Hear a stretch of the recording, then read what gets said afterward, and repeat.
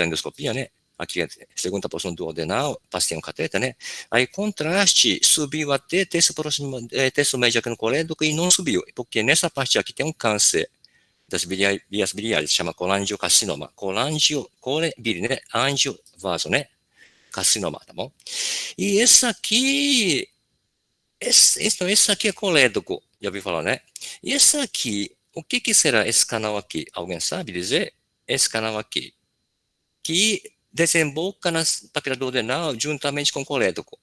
Esse canal aqui é chamado canal, ninguém sabe? Canal pancreático principal, ou chama ducto de Wissing, tá bem? Agora, essa parte aqui tem outro canal, chama canal pancreático acessório, chama canal de Santorini, tudo bem? Portanto, esse aqui, tá bom, é câncer periampolar, né, papel duodenal, que também é uma causa de obstrutiva ao nível daqui na mucosa duodenal, né, visto durante a endoscopia. Bem? Agora, a palpação. Vesícula biliar normalmente é impalpável, tudo bem? Agora, se houver aquela obstrução maligna do colédoco, né, ao nível ampular, né, o que acontece é que está obstruído o colédoco ao nível periampular na cabeça do pâncreas. Então, vesícula biliar só que está normal. Então, essa obstrução começa a acumular muita bile, se torna palpável, só que indolor, entendeu? Agora, se fosse causado coledocolitíase, essa aqui não dá, porque o que acontece, quando está com coledocolitíase, é uma obstrução benigna, né? Vesícula deve ter um cálculo também, que quando tem cálculo na vesícula biliar, sempre fica inflamada, tá bom? É uma inflamação crônica, né? Aí, quando está inflamada a vesícula biliar não tem como distender, perde a distensibilidade. Então, só vai distender a vesícula para chegar a um ponto que ser palpável, né? Quando está com vesícula normal e quando tem uso maligna, né? Porque quando está maligna, a vesícula está normal, não está inflamada. Então, quando é isso aqui, então a vesícula fica palpável através da parede abdominal no hipocondríal direito, fica indolor. Se chama sinal de, esse é francês, né? Eu ia falar de Courvoisier-Terrier, só que não sei, tá aí, tá assistindo Fidel do Gabão, o príncipe do Congo? Alô, alô? Como é? Pronuncia aqui, sinal de? Courvoisier-Terrier. Como é? Courvoisier-Terrier. Courvoisier-Terrier, isso? Então, é sinal de Courvoisier-Terrier, tá bem? Agora, se for palpar a vesícula biliar, né? O formato da vesícula biliar é piriforme, tudo bem? E apresenta movimento de respiração, porque a vesícula biliar fica aderido na superfície inferior do fígado, né? Então, portanto, durante a inspiração, diafragma contrai, fígado desce, né? Então, a vesícula biliar também desce junto. E durante a expiração, a vesícula biliar sobe, né? Por isso que para você tentar palpar a vesícula biliar, pede para o paciente fazer a manobra de Miller, uma inspiração profunda bloqueada, quer dizer, prender no final da inspiração para ver se a maior descida, né, para poder ser palpável a vesícula biliar. Então, se for para palpar a vesícula biliar, vai ter que ser palpado, chamado no ponto vesicular, que corresponde ao fundo da vesícula biliar, que é uma interseção, né, um cruzamento de linha microscópica direita com gradiente costal, ou então nona caixa costal. Então, nesse ponto, abaixo da costela, né, vai ter que palpar a vesícula biliar. Sendo que se o paciente referia a dor, nesse ponto aqui, né, a palpação no ponto vesicular, né, nessa profunda, a gente vai ensinar de Murphy. Traduz por doer ou porque está inflamado, né, entendeu? Então, quando esse aqui, está com sinal que está com colecistite aguda, tudo bem? Sinal de Murphy. Pois então, aqui, né, aqui o vesícula biliar, né, fica aderido aqui na superfície inferior aqui do fígado, né? Sendo que qual a função da vesícula biliar? A função principal da vesícula biliar? Armazenar a bile, né? E essa bile, para que serve? Emulsificação das gorduras? Exato. Então, o que acontece? Normalmente, quando tem jejum, a vesícula está distendida, né? Porque está armazenando bile. Quando alimento gorduroso entra aqui no duodeno, mucosa duodenal, a glândula, né? Libera um hormônio chamado de, eu falei semana passada, colecistoquinina pancreosimina. Então, colecistoquinina faz com que atua na vesícula biliar para contrair a vesícula, para poder jogar bile, né, através do colédoco, tá bom? É aqui na segunda posição do adenal, para poder atuar na gordura, fazer uma emulsificação da gordura. Tá bem? Então, nessa altura, se for vesícula normal, sem cálculo, não sente nada. Agora, se houver algum cálculo, nessa contração aqui, na hora da ingestão da gordura, né, vai referir a alguma dor, chamada cólica biliar. Bem? Agora, esse cálculo aqui, se tiver flutuando aqui, só dá aquela cólica biliar, sente só aquela dor na hora da ingestão de gordura, depois passa. Agora, se esse cálculo aqui chega a entupir nessa parte do infundíbulo ou canal cístico, aí começa a acumular bile aqui. E a bile fica inflamada, chamada colite aguda. Então, além da cólica biliar, né, dá febre, até náusea e vômito. E se esse cálculo, se passar aqui, chegar no colédoco aqui, né, aqui o canal hepático comum, né, canal hepático comum, hepático direita e esquerda, né, então daqui para baixo chama colédoco. Então, se obstruir aqui no colédoco, causa uma icterícia obstrutiva, então seria uma coledocolitíase. Então, além da cólica biliar, começa a apresentar o sinal de icterícia. Bem? Então, a percussão seria, se for o caso, percute naquele ponto vesicular, que é uma interseção, cruzamento, né? Entre linha hemiclavicular direita e rebodo costal direita, ou uradia costal, né? Então, se nesse percute nesse ponto, se referir a vesícula, bom, então é uma colite aguda, né? Agora, a ausculta da vesícula biliar não tem nenhum valor propedêutico, sempre o valor propedêutico, tá bem? Agora, vou falar rapidamente sobre são duas doenças comuns das biliares, né? Primeiro, chama colelitíase, ou então colecistolitíase. Bem, antigamente era colelitíase, hoje em dia, o termo mais correto seria colecistolitíase, porque cole, bile, né? Cisto, a vesícula, litíase. Então, se for no cole, seria coledocolitíase. Né? Então, colelitíase ou colecistolitíase, né? Seria um cálculo, os cálculos, né? Nas vesículas biliares. Né? Então, como é que forma cálculo na vesícula biliar? Essa litogênese, a formação de cálculo, né, acontece mais quando está com lama biliar, começa a precipitar a bile, né? Isso acontece quando tem jejum prolongado, né? Ou então em uso de NPT prolongado. Agora, o que é NPT? Alguém sabe? NPT. Quando tem jejum prolongado e que o paciente também não pode receber alimento via oral, vamos supor, ter uma fístula digestiva no esôfago e estômago. Para suprir nutrição, tem que alimentar na veia, né? Então, isso aqui chama nutrição parenteral total. Está em jejum prolongado, via oral, né? Aí tem que oferecer nutrição através da via venosa, né? Então, nessa situação, ocorre uma estado vesicular, fica estagnado, para poder facilitar a formação de cálculo. Então, litogênese, né? Acontece quando tem incapacidade de manter seu soluto biliar, principalmente colesterol, entra solúvel na vesícula biliar. Então, essa aqui depende da relação percentual, né, concentração entre colesterol, tá bom? Lecitina e sais biliares. Então, essa formação aqui é explicado, chamado de triângulo de Small, ou triângulo de Admin-Small, tá bom? Small, né? Que é explicado para concentração, né? Entre colesterol, lecitina, que é fosfolipídio, né? E sais biliares. Então, se ficar percentual abaixo dessa linha aqui, é solúvel. Se ficar acima, começa a precipitar para formar o cálculo. Por exemplo, nesse ponto aqui, né? Colesterol, digamos, 15%. Lecitina, 30%. Aqui, 55%, né? Então, nesse ponto aqui, começa a precipitar o colesterol na vesícula biliar, ou no colédoco, né? Se ficar abaixo desse aqui, vamos ficar nesse ponto aqui, né? Nesse ponto aqui, 5% colesterol, aqui, né? 20% lecitina, e aqui 75% de sais biliar. Então, se ficar nesse ponto aqui, abaixo dessa linha aqui, né? Não vai formar o cálculo, ainda continua solúvel o colesterol. Tá bem? Chama triângulo de Small. Pois é, então, colelitíase, colecistolitíase, né? Cálculo na vesícula biliar. Só com cálculo na vesícula biliar, sem entupir, obstruir canal cístico infundível, né? Somente dá aquela cólica biliar. É exatamente quem tem cálculo, alimenta gordura.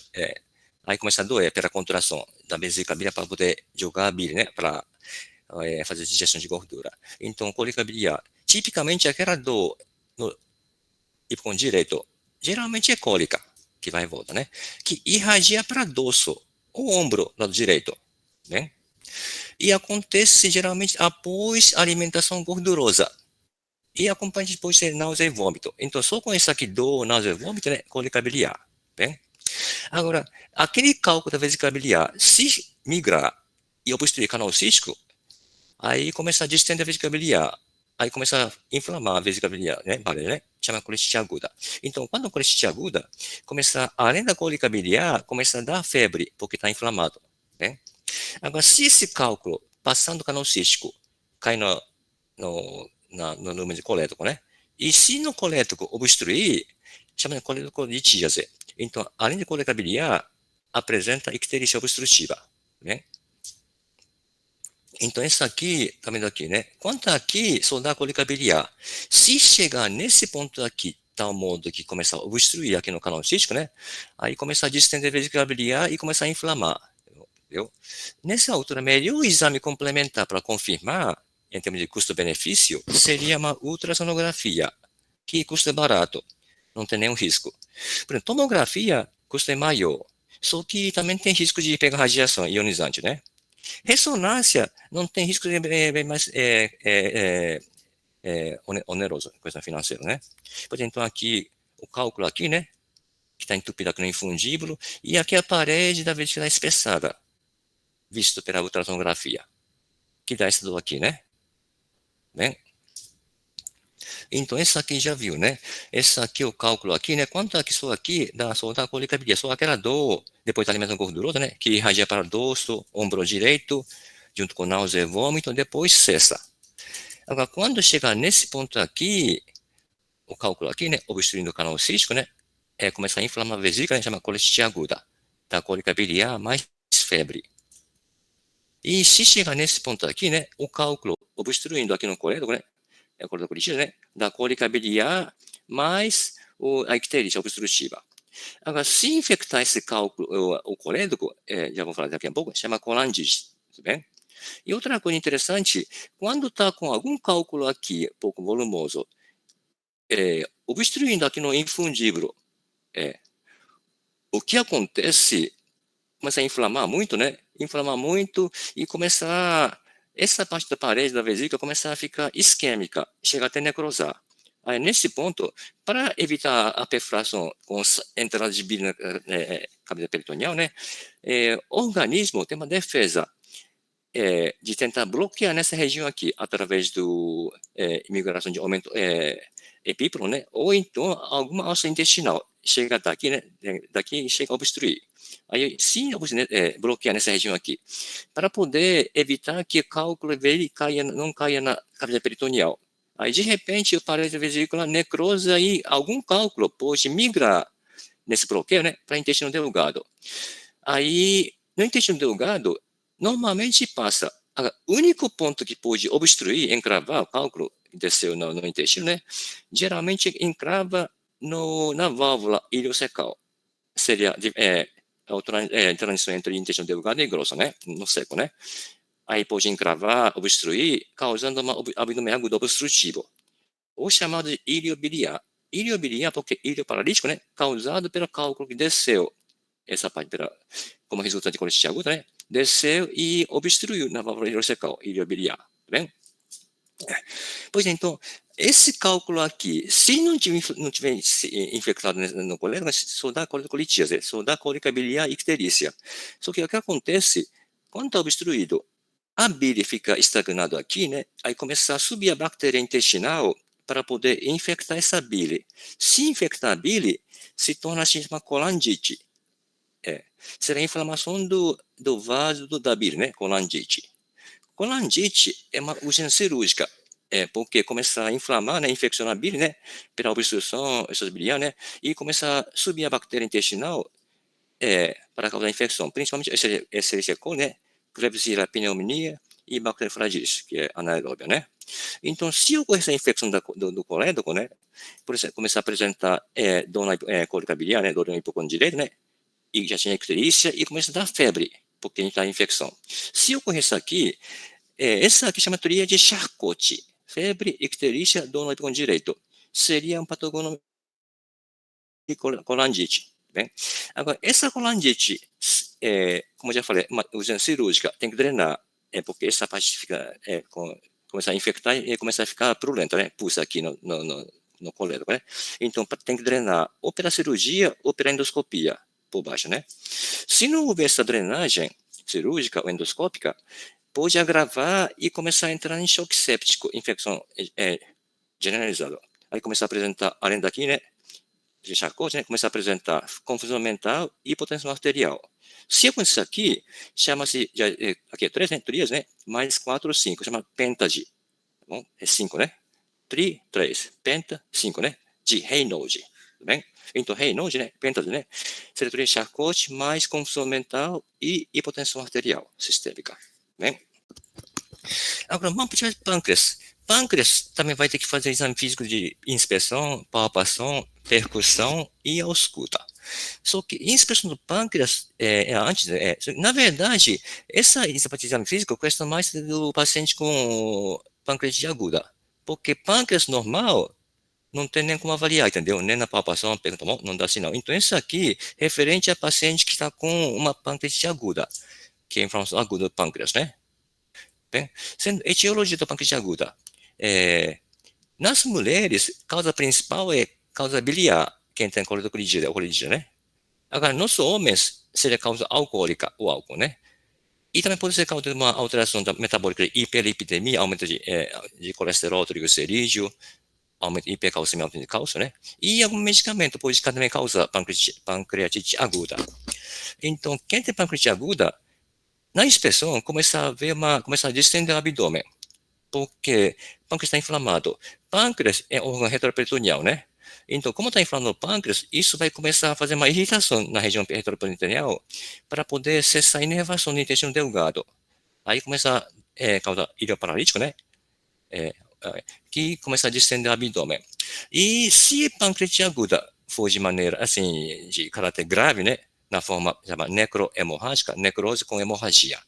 Então, essa hemorragia da pancreatite aguda, na forma necrohemorrágica, né? Começar a parte da região retroperitoneal, né? Começar a espalhar através da parede abdominal, pelo lado esquerdo, né? Chegando até na flanco esquerdo e região periumbilical. Então, essa é a hemorragia retroperitoneal que vai começar a irradiar, infiltrar, né? Pela parede abdominal, pelo lado esquerdo, né? Se chegar até flanco esquerdo, com mancha azulada, né? Chama sinal de Turner, ou Gray Turner. Se chegar à região periumbilical, né? Mais adiante, né? Aí fica, como é mais antigo, né? Fica de cor violácea. Então, mancha violácea periumbilical, chama sinal de Cullen. Então, esse aqui, também, aqui, né? Deixa eu ver aqui, tá vendo aqui, né? Sinal de Cullen e Gray Turner, ou Turner. Então, esse aqui ocorreu pela infiltração hemorrágica a partir do pancreatite aguda na forma necrohemorrágica, aqui na região retroperitoneal, né, que vai infiltrar pela parede abdominal pelo lado esquerdo, né, passando por aqui, chega até aqui. Sendo que esse aqui é sangue mais recente, né? Por isso fica mais azulado. Esse aqui é sangue mais antigo. Aí fica assim, de cor mais violácea, né? Sendo esse aqui o pâncreas, né, na região, no caminho retroperitoneal, né? E essa parte aqui está inflamado, então essa aqui, tá vendo aqui na cabeça do pâncreas, né? Na verdade, todo o pâncreas está inflamado, só que aqui na cabeça do pâncreas já está com uma hemorragia e algum ponto já está com necrose, tá bom? Então, na forma necrohemorrágica, na cabeça do pâncreas, né?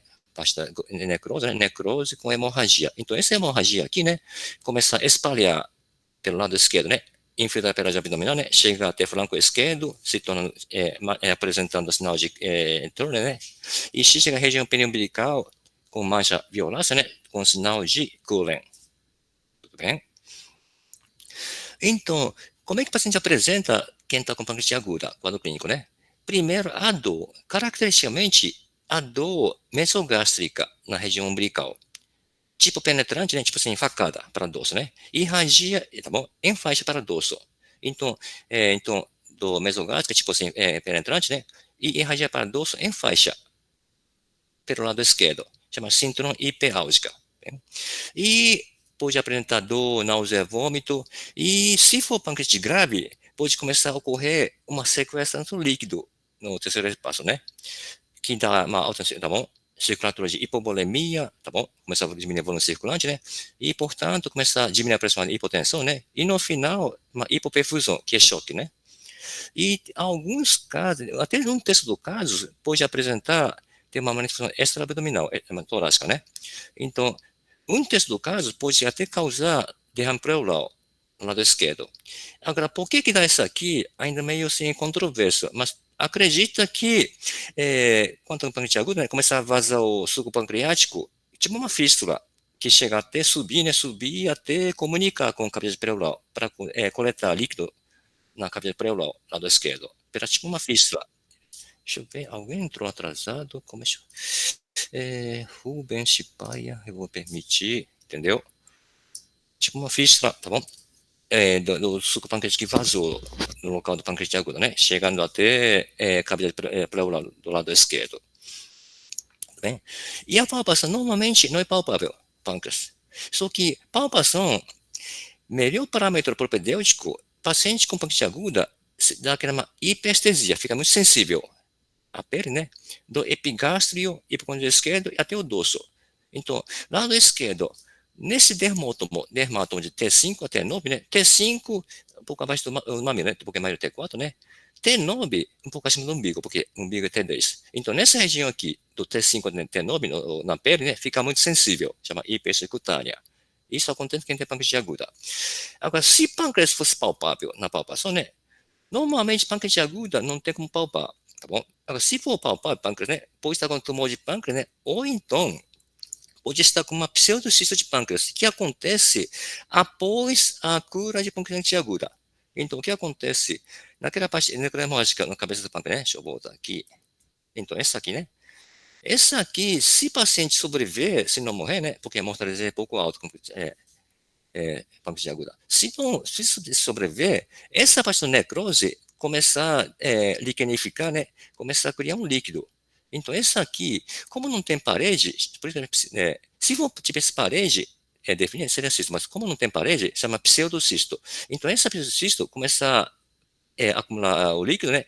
Se torna palpável pâncreas através da parede abdominal. Então, se o pâncreas for palpável, ou está com tumor de pâncreas, ou pseudocisto de pâncreas, que acontece após a cura, tá bom? De pancreatite aguda. Então, pós-pancreatite aguda. Bem? Agora, a percussão do pâncreas só tem valor no lado esquerdo. Aquele punho percussão de Jordan, né? No lado esquerdo. Que dá assim, dor interna. Então, essa aqui, como causa estresse renal, né? Pode causar dor interna quanto à pancreatite aguda ou câncer de pâncreas. E a ausculta, sem valor propedêutico, né? Agora, partir para baixo. Baixo também tem que fazer inspeção, palpação, percussão e ausculta. Na palpação do baço, normalmente não tem como observar. Agora, tem vezes que se tiver com condições de esplenomegalia, aumento de volume do baço, né? Pode começar a observar abaulamento no hipocondrio esquerdo. Agora, se for volumoso, pode chegar até abaulamento, né? Epigástrio, região mesogástrio, região umbilical, né? Até flanco esquerdo, embaixo, né? Então, se isso acontecer, foi uma esplenomegalia volumosa. Então, isso aqui, já vendo aqui, o baço chegou até quase aqui no hipocondrio direito, né? Então, esse aqui, o paciente está com uma hepatomegalia, esplenomegalia, causado pelo leishmaniose visceral, bem? Então, o baço chegou até aqui, né? Abaulamento aqui, né? Aqui. Agora, a palpação. Baço normal não é palpável normalmente. Mas, porém, se for palpável, quando tiver mais aqui na esplenomegalia, né? Vai ter que determinar questão da consistência, né? Se é mole ou dura, né? Superfície, se é lisa, chanfradura, tá bom? No bordo medial, que essa parte aqui, né? Chanfradura, aqui não tem essa parte aqui, chanfradura no bordo medial, né? E vai ter que palpar se é border cortante ou rombo, né? E normalmente baixo também igual, como é órgão fica abaixo do diafragma, né? A mobilidade respiratória. Quando na inspiração desce, na expiração sobe.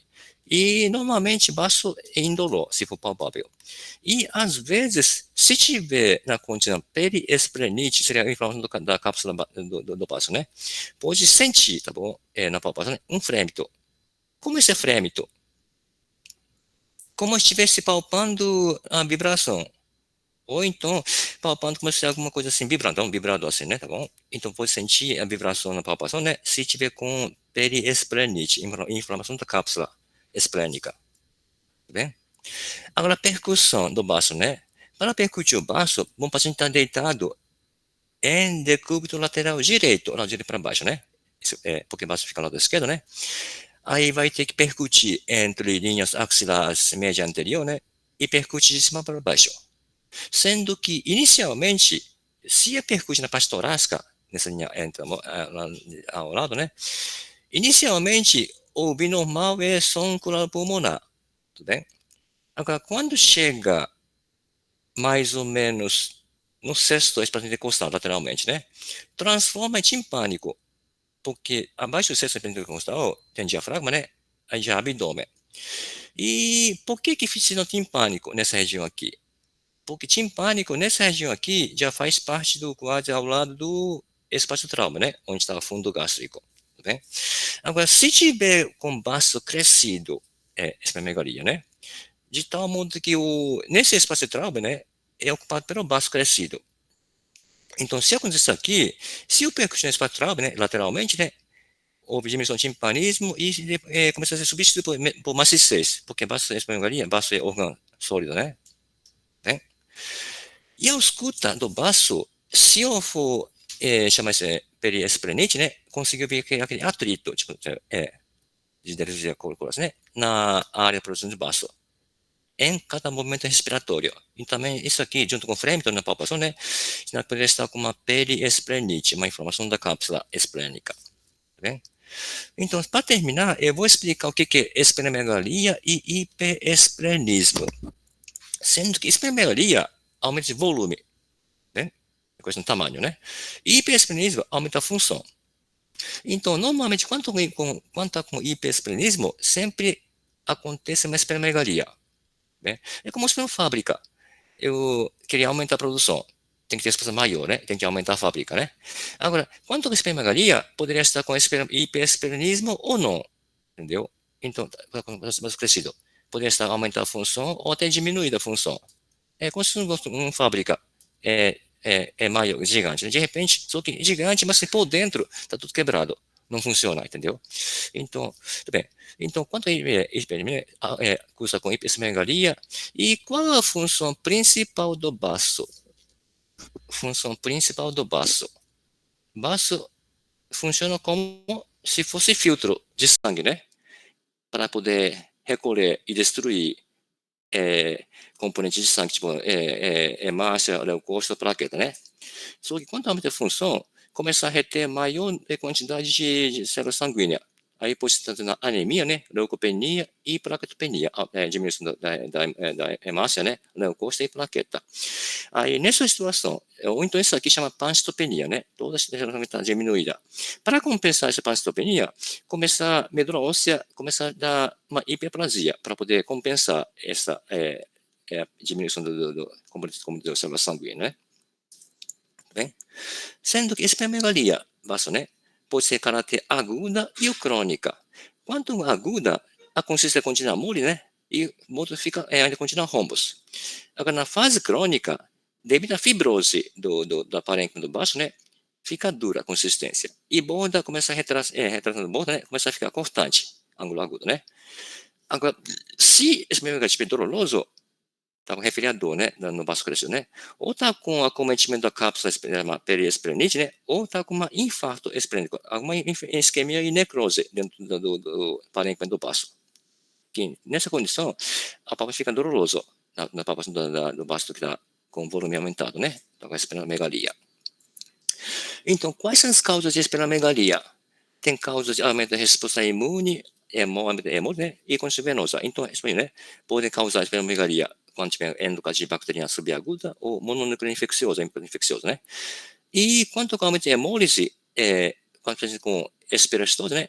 Então, aquela hemácia de forma assim, tipo, esférica, né? Ou talassemia maior. E também pode acontecer esplenomegalia quando tem uma condição venosa, dificuldade de drenagem da veia da porta, né? que tem uma hipertensão portal, né? Isso acontece no paciente com esquistossomose e também cirrose hepática, que vai aumentar a pressão da veia, né? A veia fica congestionada, que vai dificultar a drenagem da veia, né? do baço, né? Através da veia porta. E pode acontecer esplenomegalia quando tem infiltração de elementos produzidos devido a algum desvio metabólico, como amiloidose, começar a acumular proteína anormal, né? Aí começa a depositar no baço, amiloidose. E acontece esplenomegalia quando tem uma neoplasia do baço ou neoplasias hematológicas, como sarcoma, né? Linfoma e leucemia. Bem? E tem outras causas como sarcoidose. Sarcoidose, uma doença de causa desconhecida, quando mais adulto jovem, né, começa a acumular as células granulosas no baço, pulmão, fígado, entendeu? E também cisto, quando tem cisto, né, esplênico, né? E também pode ser causado, já falei que tinha uma fotografia, né? Uma leishmaniose visceral, que pode causar, ocasionar esplenomegalia juntamente com hepatomegalia, leishmaniose visceral, que é causado pelo parasito. Alguém sabe o nome do parasito que causa leishmaniose visceral? Leishmania donovani. Hein? E leishmaniose tegmentar americana. Alguém sabe? Leishmania. Você tem que saber. Menos, talvez, o Fidel do Gabão, né? E o príncipe do Congo. Então, leishmaniose tegmentar americana é causada pela leishmania. Ninguém sabe, não? Leishmania brasiliensis. Bem? Brasiliensis, do Brasil. Bem? Por isso todo mundo tem que saber, menos, tá bom? Do Congo e Gabão, né? Bem, pessoal, então a aula de hoje é isto. Alguém tem alguma pergunta, algum comentário? Professor, só para saber, Sim. a prática de amanhã, ela vai ser qual assunto? Sobre a aula de hoje e da quarta-feira passada. Tudo então, bem. vai ser fígado, da semana passada, né? Fígado, hipertensão portal, ascite, cirrose. E de hoje, vias biliares, pâncreas e baço. Beleza, professor. Bem? Obrigado. Então, pessoal, tenha uma boa noite, tá bom? A gente se vê amanhã e na quarta-feira, tudo bem? Tudo bem. Boa noite, professor. Tá bom? Tá bom? Boa noite, professor. Tá. Até amanhã, quarta. Tchau.